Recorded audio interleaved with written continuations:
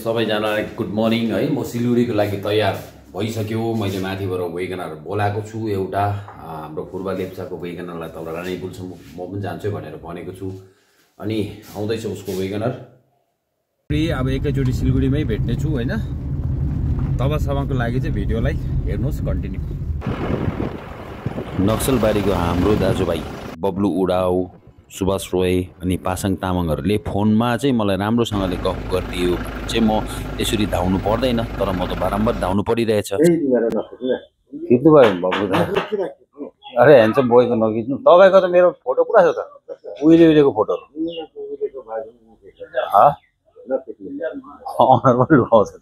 यो जुन चाहिँ रुख काट्नु भएको छ तपाईहरूले है, आज पासाङ भाइले भन्नुभयो बब्लु हामीले काटेको भनेर भन्नुभयो होइन। किन काटेको भन्दा त अब हामीले 5 लाख रुपियाँ बैना दिएको थियो, त्यो कारणले हामीले यो रुख क्लियर गरेको भनेर भन्नुभयो है। यो चाहिँ अलिकति कुरा मिल्दैन। किन मिल्दैन भन्दाखेरिमा चाहिँ 5 लाख रुपियाँ बैना त ठिकै छ, के प्रकारले दियो कस्तो प्रकारले दियो त्यो तपाईँहरूलाई थाहै छ। 1 लाख भन्यो, 50,000 मात्रै रिसिभ गरेको थियो मैले। तर पेपरमा 1 लाखै मैले सिग्नेचर गरिदिएँ। किन भन्दा चाहिँ 50,000 चाहिँ केटाहरूले 10,000 बाँड्यो 5 जनाले भन्नुभयो। पछि तपाईँहरूले मलाई 4 लाख दिन्छु 1 हप्ताको भित्रमा 5 लाख हुन्छ भने ठिकै छ, म आएँ। तपाईँहरूले 3 लाख दिनुभयो, 1 लाख केटाहरूलाई चाहियो भनेर राख्नुभयो। टोटल 3.5 लाख रुपियाँ मैले रिसिभ गरेँ। त्यो 3.5 लाख रुपियाँ चाहिँ म फर्काइदिन्छु भन्दाखेरिमा चाहिँ आज बब्लु दाहरूले के भन्नुभयो भन्दाखेरिमा चाहिँ तपाईँले के भन्छ यो डिललाई चाहिँ तपाईँले यस्तो गर्नु पाउँदैन, किनकि नन जुडिसियल पेपरको चाहिँ एउटा 90 दिनको एउटा भ्यालिड हुन्छ। त्यो सकेपछि तपाईँले त्यहाँबाट चाहिँ तपाईँले गर्नु पाउँछ भनेर भन्नुभयो।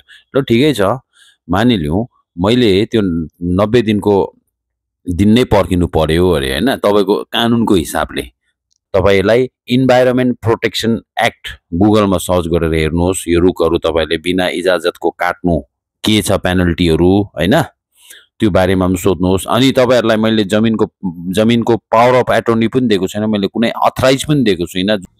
हेलो कहाँ हुनुहुन्छ त?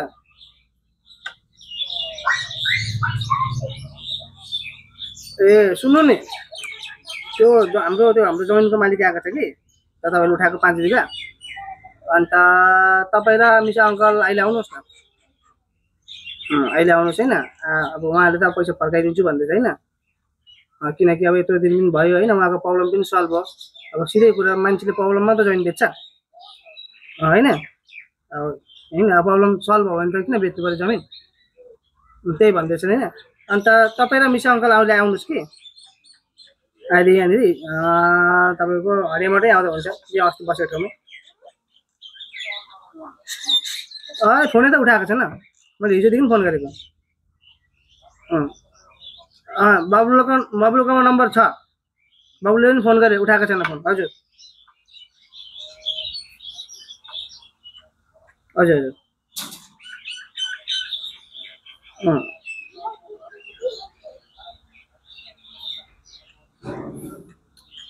त्यता हेर्नुहोस्, तपाईँले उठाएको जमिन हेर्नुहोस्। अन्त त्यता तपाईँले भन्नुपर्छ होइन। म हेर्नुहोस्, तपाईँ आउनुहोस् होइन, मिसा अङ्कल आउनुहोस्, पैसाको कुरा हो होइन। यो बिजी छ भनेर हुँदैन होइन। आउनुहोस् होइन, आएर कुरा गर्नुहोस्। हामी त मिडलमेन हो। अन्त त्यहाँको रुख त डाङ्नु उठाइदिन्छ नि हौ सब होइन। रुख फाने कि एक्चुली तल ढाल्ने उसको होइन, बब्लुको होइन कि। अब उनीहरूले 5 लाख दियो एडभान्स। अब हामीले पनि के सोच्यौँ, 5 लाख दिएपछि अब यत्रो एमाउन्ट दिइसक्यो 5 लाख, अब जमिन लिन्छ उनीहरूले होइन। उनीहरूले फालेको कसले लग्यो होइन।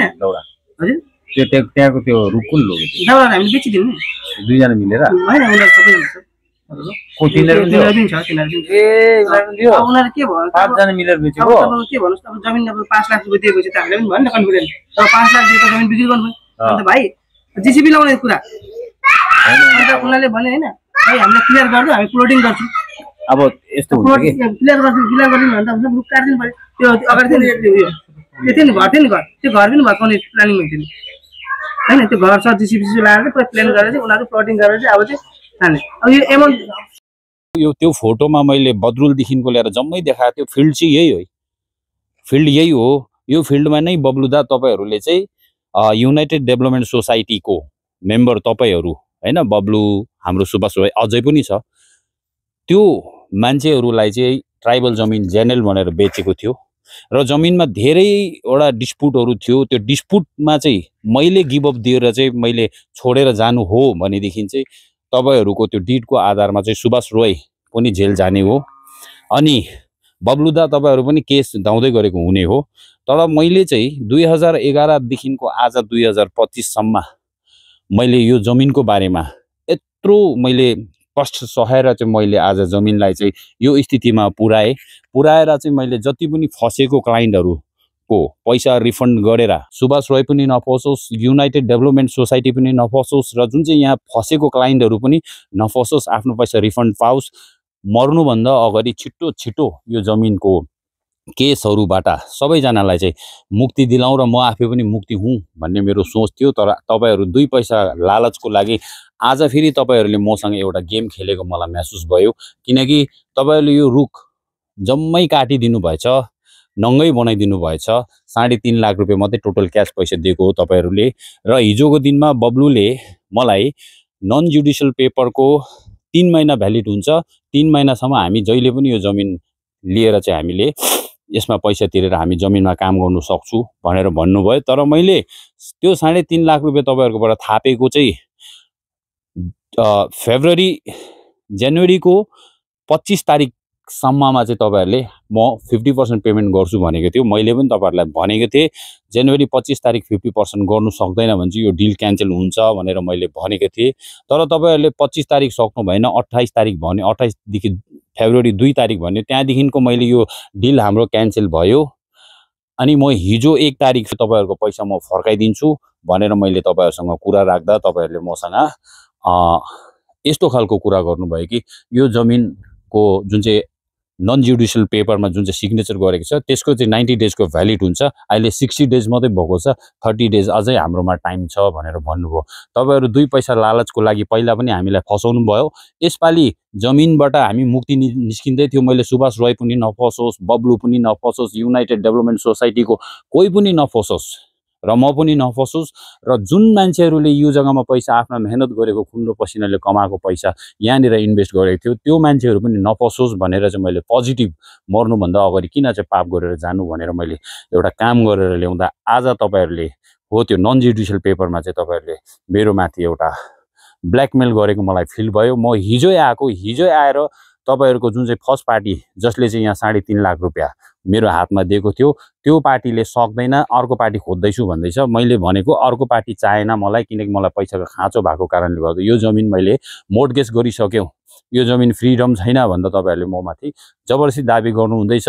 र आज मसँग त्यो 2 जना जुन चाहिँ बब्लुले भन्दै थियो टेरोरिज्म एक्टिभिटीको केस धाउँदै गरेको 2 जना मान्छे छ भनेर बब्लुले खुद भनेको, त्यो मेरोमा भोइस रेकर्डिङ पनि छ। उहाँ चाहिँ दार्जिलिङमा केस धाउँदैछ भनेर, हुनु त तपाईँहरूले मलाई इन्डाइरेक्टली तर्साएको होला होइन, हामीसँग यस्तो यस्तो मान्छे छ भनेर, तर म तर्सेको छुइनँ। त्यो त मेरो लागि झन् प्लस पोइन्ट हो, जसमा चाहिँ अब मलाई जति पनि अब मसँग अब यो जमिनको स्क्याम गर्दैछ त्यो मान्छेहरूको एउटा आफ्नो परिचय दिएको हो होइन। त्यस कारणले गर्दा अब के हुन्छ भनेदेखि तपाईँहरूले जबरजस्ती मसँग यो जमिन हामीलाई त्यो 30 दिनको भित्र नै चाहिन्छ भनेर तपाईँहरू आउनु भएछ भने जुन मान्छेले मेरोबाट एउटा नन जुडिसियलमा सिग्नेचर गरेको थियो, जुन मान्छेले किन्छु भनेको थियो त्यही मान्छेले चाहिँ यो जमिन त्यही मान्छेको नाममा रेजिस्ट्रेसन भएको हुनु पर्यो। त्यही मान्छेलाई म रेजिस्ट्रेसन दिन्छु। अर्को कुरा 90 दिन पुग्यो पछि चाहिँ म 1 घन्टा पनि म एक्सक्युज गर्दैन, त्यो जुन चाहिँ फर्काउनु पर्ने म पैसा पनि फर्काउँदिनँ भनेर चाहिँ म तपाईँहरूलाई भनिदिएको। म सिक्किममा बस्ने मान्छे हो, जमिन मेरो नाममा छ। तपाईँहरूले मसँग नराम्रो कामहरू गर्नु खोजेको होला। यदि नराम्रो काम गर्नु खोजेको नै हो भने अब 2टा कुरा आउँछ, एउटा कानुनको बाटोमा आउँछ, एउटा ताकतको बाटोमा आउँछ। अब ताकतको बाटोमा तपाईँहरूले मलाई टाढैबाट बन्दुकले हिर्काएर मारिदिनु भयो भने या पछाडिबाट खुकुरी बमफोकले हिर्काएर मारिदिनु भयो भने कोनी कसो होइन, तपाईँहरूको भरोसा पनि छैन जस्तो मलाई लाग्यो। जुन प्रकारले चाहिँ तपाईँहरूले मसँग फोनमा एउटा कुरा गर्ने है, आज मलाई भ्यालु नै दिएन। आज त्यो मान्छेहरूसँग म मिटिङ राख्छु भन्दै थियो, आज सन्डे हो 2 तारिक फेब्रुअरी है, आज सन्डे पनि केस कोर्टमा धाउँदैछ भनेर पासाङ भाइले फोन गर्नुभयो। ठिकै छ, म यतिकै म आज गान्तोक फर्केर जाँदैछु। अबको उपरान्त चाहिँ तपाईँहरूले मलाई खोज्नुपर्छ, म तपाईँहरूलाई खोज्दिनँ। भन्दै यो भिडियोलाई राख्छु। यो भिडियो बनाउनुको उद्देश्य के हो भनेदेखि मेरो माथि हातपात मेरो ज्यानको माथि खतरा पनि छ, त्यही कारणले यो भिडियो मेरो एउटा सेल्फ एउटा डिफेन्स एउटा मेरो प्रोटेक्सनको लागि भोलि पर्सि मेरो माथि तलमाथि केही भएछ भने यो भिडियोमा देख्ने युनाइटेड डेभलपमेन्ट सोसाइटी र यो जतिजना पनि यहाँनिर मेरो भिडियोमा देख्दै गरेको मेम्बर्सहरू छ तपाईहरूले उहाँहरूको माथि कारबाही गर्दा हुन्छ मेरो परिवारहरूले र लिगल कारबाही कानुनले पनि गर्दा हुन्छ किनकि यसको एभ्री डकुमेन्ट्स मेरो घरमा छ भन्दै आजको भिडियोलाई तपाईहरु समक्ष शेयर गर्दै फेरि भेट्ने छु। तबसम्मको लागि दिनुहोस् बिदा। म फर्केर जानुपर्ने छ ग्याङटोक। यति बेला टाइम कति बजे विष्णु? 12 बजे हुन्छ।